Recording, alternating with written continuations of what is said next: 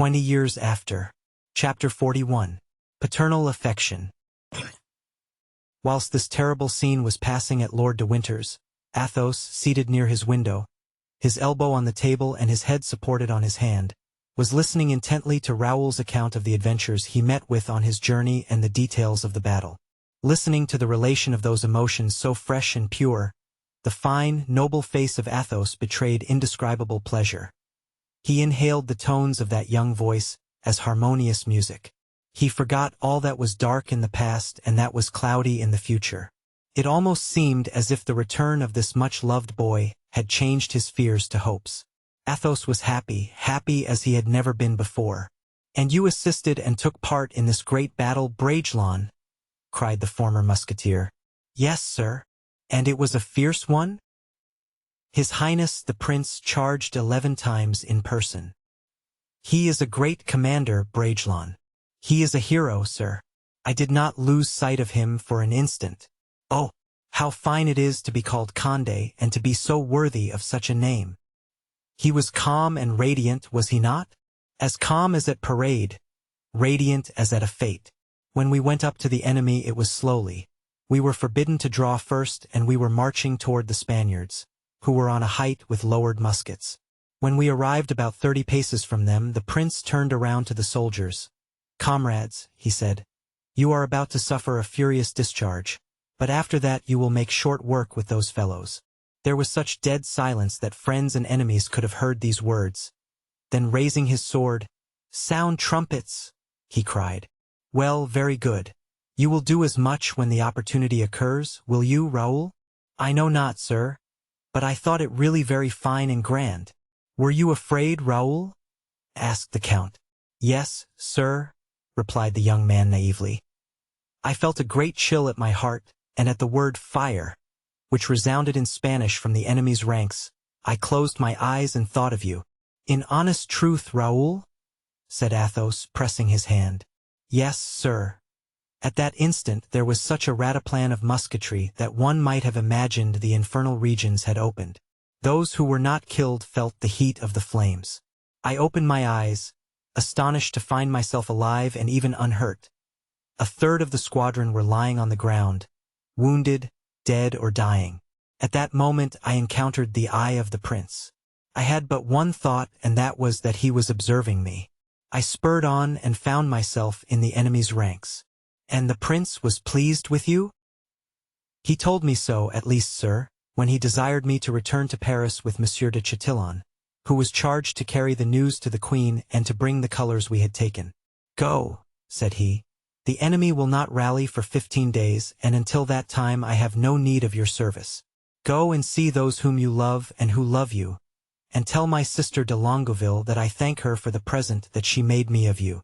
And I came, sir," added Raoul, gazing at the count with a smile of real affection, "for I thought you would be glad to see me again." Athos drew the young man toward him and pressed his lips to his brow, as he would have done to a young daughter. "And now, Raoul," said he, "you are launched, you have dukes for friends, a marshal of France for godfather, a prince of the blood as commander, and on the day of your return you have been received by 2 queens. It is not so bad for a novice." "Oh, sir," said Raoul suddenly, "you recall something which, in my haste to relate my exploits, I had forgotten. It is that there was with Her Majesty the Queen of England, a gentleman who, when I pronounced your name, uttered a cry of surprise and joy. He said he was a friend of yours, asked your address, and is coming to see you." "What is his name?" "I did not venture to ask, sir. He spoke elegantly, although I thought from his accent he was an Englishman." "Ah," said Athos, leaning down his head as if to remember who it could be. Then, when he raised it again, he was struck by the presence of a man who was standing at the open door and was gazing at him with a compassionate air. "Lord de Winter!" exclaimed the count. "Athos, my friend!" And the 2 gentlemen were for an instant locked in each other's arms. Then Athos, looking into his friend's face and taking him by both hands, said, "What ails you, my lord? You appear as unhappy as I am the reverse." "Yes, truly, dear friend. And I may even say the sight of you increases my dismay."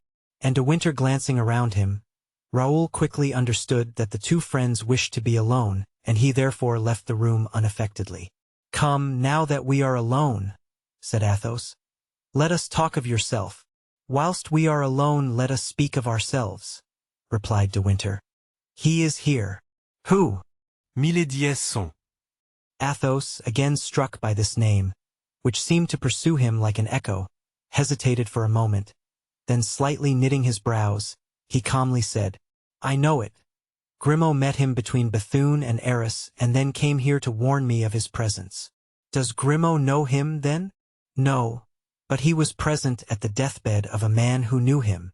"The headsman of Bethune?" exclaimed De Winter. "You know about that?" cried Athos, astonished. "He has just left me," replied De Winter, "after telling me all." "Ah, my friend, what a horrible scene!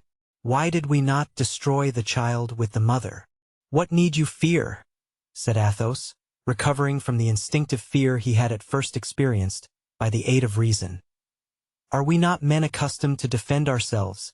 Is this young man an assassin by profession, a murderer in cold blood? He has killed the executioner of Bethune in an access of passion, but now his fury is assuaged." De Winter smiled sorrowfully and shook his head. "Do you not know the race?" said he. "Pooh!" said Athos, trying to smile in his turn. "It must have lost its ferocity in the second generation. Besides, my friend, Providence has warned us, that we may be on our guard. All we can now do is to wait. Let us wait. And, as I said before, let us speak of yourself. What brings you to Paris?" "Affairs of importance which you shall know later. But what is this that I hear from Her Majesty the Queen of England? Monsieur d'Artagnan sides with Mazarin. Pardon my frankness, dear friend. I neither hate nor blame the cardinal, and your opinions will be held ever sacred by me. But do you happen to belong to him?" "Monsieur d'Artagnan," replied Athos, "is in the service. He is a soldier and obeys all constitutional authority. Monsieur d'Artagnan is not rich and has need of his position as lieutenant to enable him to live. Millionaires like yourself, my lord, are rare in France." "Alas," said De Winter, "I am at this moment as poor as he is, if not poorer. But to return to our subject. Well, then, you wish to know if I am of Mazarin's party?" No. "Pardon my frankness, too, my lord. I am obliged to you, Count, for this pleasing intelligence. You make me young and happy again by it." "Ah, so you are not a Mazarinist? Delightful. Indeed, you could not belong to him. But pardon me, are you free? I mean to ask if you are married." "Ah, as to that, no," replied Athos, laughing, "because that young man, so handsome, so elegant, so polished, is a child I have adopted and who does not even know who was his father." "Very well. You are always the same, Athos, great and generous. Are you still friends with Monsieur Porthos and Monsieur Aramis?"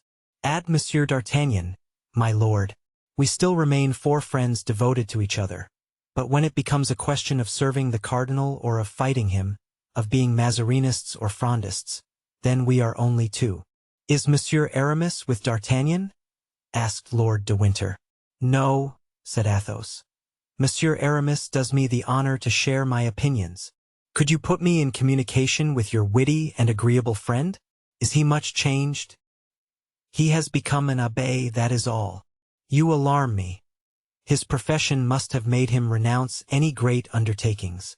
"On the contrary," said Athos, smiling, "he has never been so much a musketeer as since he became an abbé, and you will find him a veritable soldier. Could you engage to bring him to me tomorrow morning at 10 o'clock, on the Pont du Louvre?" Oh, exclaimed Athos, smiling. "You have a duel in prospect." "Yes, Count, and a splendid duel, too. A duel in which I hope you will take your part."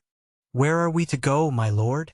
"To Her Majesty the Queen of England, who has desired me to present you to her." "This is an enigma," said Athos. "But it matters not. Since you know the solution of it, I ask no further. Will your lordship do me the honor to sup with me?" "Thanks, Count, no," replied De Winter. "I own to you that young man's visit has subdued my appetite and probably will rob me of my sleep. What undertaking can have brought him to Paris? It was not to meet me that he came, for he was ignorant of my journey. This young man terrifies me, my lord. There lies in him a sanguinary predisposition. What occupies him in England? He is one of Cromwell's most enthusiastic disciples. But what attached him to the cause? His father and mother were Catholics, I believe. His hatred of the king, who deprived him of his estates and forbade him to bear the name of De Winter. And what name does he now bear? Mordaunt, a Puritan. Yet disguised as a monk he travels alone in France. Do you say as a monk? It was thus, and by mere accident, may God pardon me if I blaspheme, that he heard the confession of the executioner of Bethune. Then I understand it all. He has been sent by Cromwell to Mazarine, and the Queen guessed rightly. We have been forestalled. Everything is clear to me now. Adieu, Count, till tomorrow. But the night is dark, said Athos, perceiving that Lord de Winter seemed more uneasy than he wished to appear. And you have no servant. I have Tony, a safe if simple youth. Halloo there, Grimaud, Olivain, and Blaisois. Call the Viscount and take the musket with you. Blaisois was the tall youth, half groom, half peasant, whom we saw at the Château de Bragelonne, whom Athos had christened by the name of his province. Viscount, said Athos to Raoul as he entered, you will conduct my lord as far as his hotel and permit no one to approach him. Oh, Count, said de Winter, for whom do you take me? For a stranger who does not know Paris, said Athos, and to whom the Viscount will show the way. De Winter shook him by the hand. Grimaud, said Athos, put yourself at the head of the troop and beware of the monk. Grimaud shuddered, and nodding, awaited the departure, regarding the butt of his musket with silent eloquence. Then, obeying the orders given him by Athos, he headed the small procession, bearing the torch in one hand and the musket in the other, until it reached de Winter's inn, when pounding on the portal with his fist, he bowed to my lord and faced about without a word.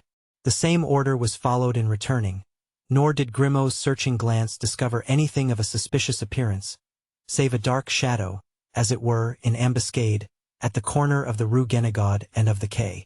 He fancied, also, that in going he had already observed the street watcher who had attracted his attention. He pushed on toward him, but before he could reach it the shadow had disappeared into an alley, into which Grimaud deemed it scarcely prudent to pursue it. The next day, on awaking, the Count perceived Raoul by his bedside. The young man was already dressed and was reading a new book by M. Chapelain. Already up, Raoul? Exclaimed the Count. Yes, sir, replied Raoul with slight hesitation.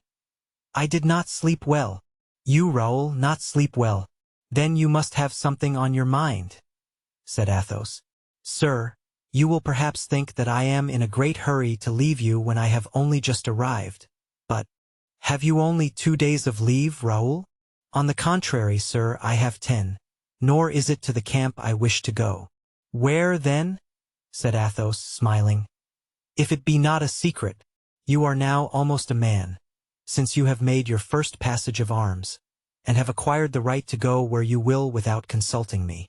Never, sir, said Raoul. As long as I possess the happiness of having you for a protector, shall I deem I have the right of freeing myself from a guardianship so valuable to me. I have, however, a wish to go and pass a day at Blois.